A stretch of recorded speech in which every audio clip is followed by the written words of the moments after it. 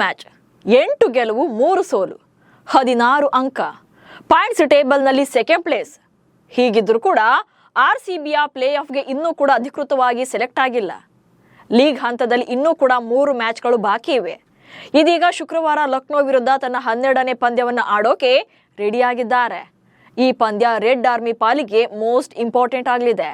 ಇಲ್ಲಿನ result points ಟೇಬಲ್ನ ಲೆಕ್ಕಾಚಾರಗಳನ್ನು ಕೂಡ ಉಲ್ಟಾಪಲ್ಟಾ ಮಾಡಬಹುದು. ಹೇಗೆ ಅನ್ನೋದನ್ನ ಹೇಳ್ತೇನೆ. ನಾನು ಶಾಂತ. ನೀವು ಸುದ್ದಿ ಅನ್ನದ ಸಬ್ಸ್ಕ್ರೈಬರ್ ಆಗೋದಿಕ್ಕೆ ಮರಿಬೇಡಿ.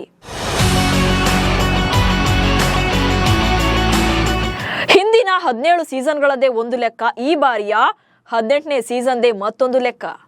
ಪಂದ್ಯದಿಂದ ಪಂದ್ಯಕ್ಕೆ ಆರ್ಸಿಬಿ ಫ್ಯಾನ್ಸ್ ಫುಲ್ ಹ್ಯಾಪಿ ಆಗುವಂತ ರಿಸಲ್ಟೇ ಬರ್ತಾ ಇದೆ. ಆಟಗಾರರಂತೂ ಒಬ್ರಿಗಿಂತ ಒಬ್ರು ಸಾಲಿಡ್ ಫಾರ್ಮ್ ನಲ್ಲಿದ್ದಾರೆ. ಹೋಮ್ ಗ್ರೌಂಡ್ ನಲ್ಲಿ ಆರಂಭದ 3 ಪಂದ್ಯಗಳಲ್ಲಿ ಸ್ಟ್ರಗಲ್ ಮಾಡಿದ್ದು ಬಿಟ್ರೆ ಉಳಿದೆಲ್ಲ ಪಂದ್ಯಗಳಲ್ಲೂ ಕೂಡ ನಮ್ಮದೇ ಗೆಲುವು. ಅವೇ ಪಿಚ್ನಲ್ಲಂತೂ ರೆಡ್ ಆರ್ಮಿಯನ್ನ ಸೋಲಿಸಿದವರೇ ಇಲ್ಲ.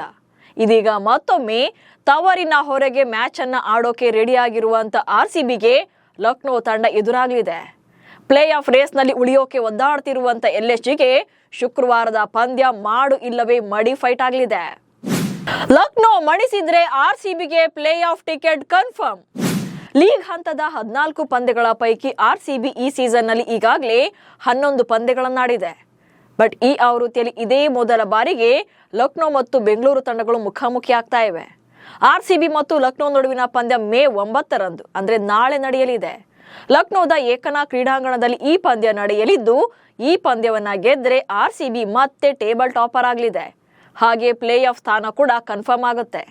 ಆರ್ಸಿಬಿ ಲೀಗ್ ಹಂತದಲ್ಲಿ ಇನ್ನೂ ಕೂಡ 3 ಪಂದ್ಯಗಳನ್ನು ಆಡಲಿದ್ದು, ಕನಿಷ್ಠ 2 ಮ್ಯಾಚ್ಗಳನ್ನ ಗೆದ್ರೂ ಕೂಡ ಮೊದಲ 2 ಸ್ಥಾನಗಳಲ್ಲಿ ಪ್ಲೇ ಆಫ್ಗೆ ಅರ್ಹತೆಯನ್ನ ಪಡ್ಕೊಳ್ಬಹುದು.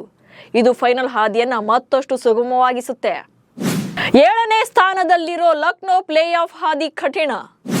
ಮತ್ತೊಂದು ಕಡೆ ಲಕ್ನೋ ಸೂಪರ್ ಜೈಂಟ್ಸ್ ತಂಡ ಈ ಸೀಸನ್ ಅಲ್ಲಿ ಸಾಕಷ್ಟು ಸ್ಟ್ರಗಲ್ ಅನ್ನ ಕಂಡಿದೆ.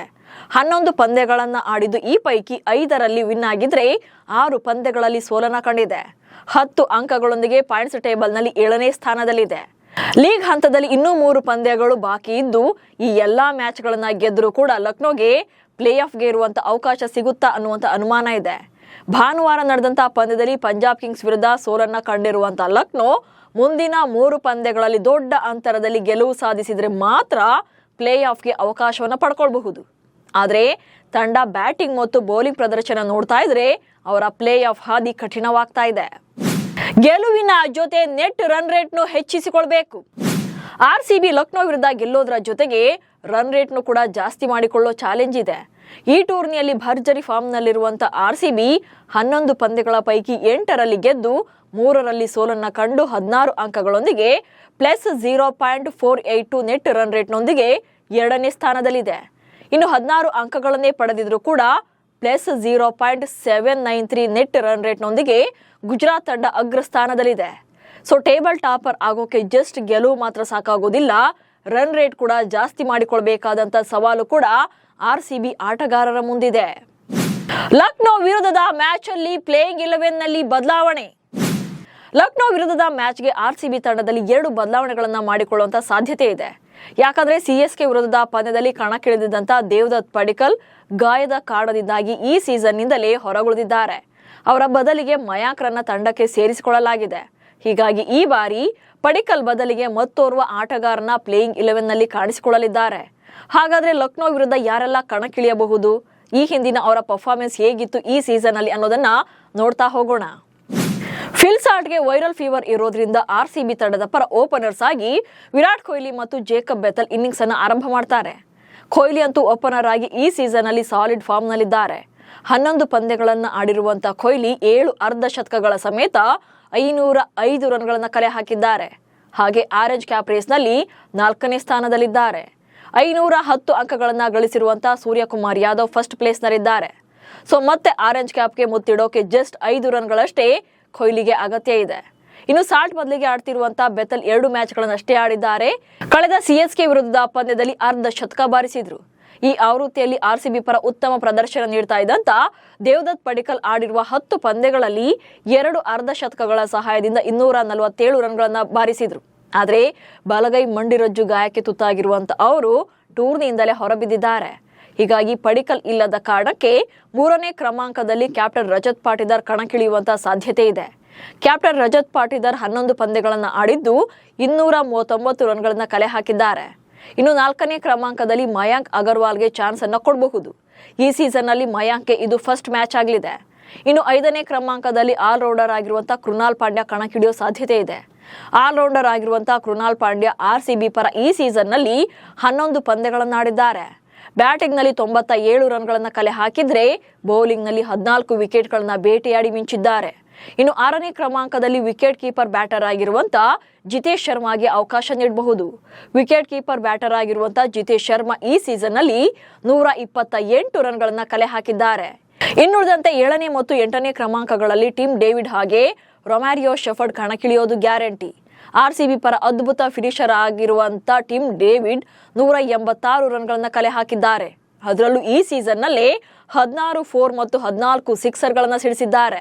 ಇನ್ನು ಶೆಫರ್ಡ್ ಬಗ್ಗೆ ಅಂತೂ ಹೇಳೋದೇ ಬೇಡ. CSK ವಿರುದ್ಧದ ಮ್ಯಾಚ್ ಅಲ್ಲಿ ಕೇವಲ 14 ಎಸೆತಗಳಲ್ಲೇ ಅರ್ಧ ಶತಕ ಬಾರಿಸಿ ಸೌಂಡ್ ಮಾಡಿದ್ರು. ಇನ್ನು ಬೌಲರ್ಗಳಾಗಿ ಭುವನೇಶ್ವರ್ ಕುಮಾರ್ ಹಾಗೆ ಯಶ್ ದಯಾಳ್ ಪ್ಲೇಯಿಂಗ್ 11 ನಲ್ಲಿ ಚಾನ್ಸ್ ಅನ್ನು ಪಡ್ಕೊಳ್ತಾರೆ. ಭುವನೇಶ್ವರ್ ಕುಮಾರ್ 10 ಪಂದ್ಯಗಳನ್ನು ಆಡಿದ್ದು 12 ವಿಕೆಟ್ಗಳನ್ನ ಬೇಟೆಯಾಡಿದ್ದಾರೆ. ಇನ್ನು ಯಶ್ ದಯಾಳ್ 11 ಪಂದ್ಯಗಳಲ್ಲಿ ಕಣಕ್ಕಿಳಿದು 10 ವಿಕೆಟ್ಗಳನ್ನ ಉರುಳಿಸಿದ್ದಾರೆ. ಮತ್ತೊಂದು ಕಡೆ ಕಳೆದ ಪಂದ್ಯದ ವೇಳೆ ಭುಜದ ನೋವಿನ ಕಾರಣದಿಂದಾಗಿ ವಿಶ್ರಾಂತಿ ಪಡೆದಿದ್ದಂತ ಜೋಸ್ ಹ್ಯಾಜಲ್ವುಡ್ ಅವರು ಸಂಪೂರ್ಣವಾಗಿ ಫಿಟ್ನೆಸ್ ಅನ್ನ ಸಾಧಿಸಿದ್ರೆ ಲುಂಗಿ ಎನ್ಗಿಡಿ ಬದಲಿಗೆ ಕಣಕ್ಕಿಳಿಯಲಿದ್ದಾರೆ. ಜೋಸ್ ಹೇಜಲ್ವುಡ್ 10 ಪಂದ್ಯಗಳಲ್ಲಿ ಕಣಕ್ಕಿಳಿದು ಒಟ್ಟಾರೆ 18 ವಿಕೆಟ್ಗಳನ್ನ ಉರುಳಿಸಿದ್ದಾರೆ. ಇನ್ನು ಇಂಪ್ಯಾಕ್ಟ್ ಸಬ್ ಆಗಿ ಸುಯಾಶ್ ಶರ್ಮಾ ಕಾಣಿಸಿಕೊಳ್ಳಲಿದ್ದಾರೆ. ಸುಯಾಶ್ ಈ ಸೀಸನ್ ಅಲ್ಲಿ 4 ವಿಕೆಟ್ಗಳನ್ನ ಮಾತ್ರ ಪಡೆದಿದ್ರು ಕೂಡ ಅವರ ಎಕಾನಮಿ ಚೆನ್ನಾಗಿದೆ. ಸೊ ಹೀಗೆ RCB ಪರ ಕಣಕ್ಕಿಳಿಯುವಂತ ಎಲ್ಲಾ ಪ್ಲೇಯರ್ಸ್ ಕೂಡ ತಮ್ಮ ರೋಲ್ ನ ಚೆನ್ನಾಗಿ ನಿಭಾಯಿಸ್ತಾ ಇದ್ದಾರೆ. ಬ್ಯಾಟಿಂಗ್ ಮತ್ತು ಬೌಲಿಂಗ್ ಎರಡೂ ಕೂಡ ಸೂಪರ್ ಸ್ಟ್ರಾಂಗ್ ಆಗಿ ಇರೋದ್ರಿಂದಲೇ RCB ಈ ಸೀಸನ್ ಅಲ್ಲಿ ಅದ್ಭುತ ಪ್ರದರ್ಶನ ನೀಡ್ತಾ ಇದೆ. ಇದೀಗ ಲಕ್ನೋ ತಂಡವನ್ನು ಕೂಡ ಸೋಲಿಸಿದ್ರೆ ಅವೇ ಪಿಚ್ ನಲ್ಲಿ ಇತಿಹಾಸ ಸೃಷ್ಟಿಸಲಿದೆ. ಲಕ್ನೋ ಮಣಿಸಿದ್ರೆ ಇತಿಹಾಸ ಸೃಷ್ಟಿಸುತ್ತೆ RCB ಈ ಆವೃತ್ತಿಯಲ್ಲಿ ಈಗಾಗಲೇ ತವರಿನ ಹೊರಗೆ ಆಡಿರುವಂತ 6 ಪಂದ್ಯಗಳಲ್ಲೂ ಕೂಡ ಗೆಲುವನ್ನ ಸಾಧಿಸಿದೆ. ಇದೀಗ ತವರಿನ ಹೊರಗೆ 7ನೇ ಪಂದ್ಯ ಆಡೋಕೆ ರೆಡಿಯಾಗಿದೆ.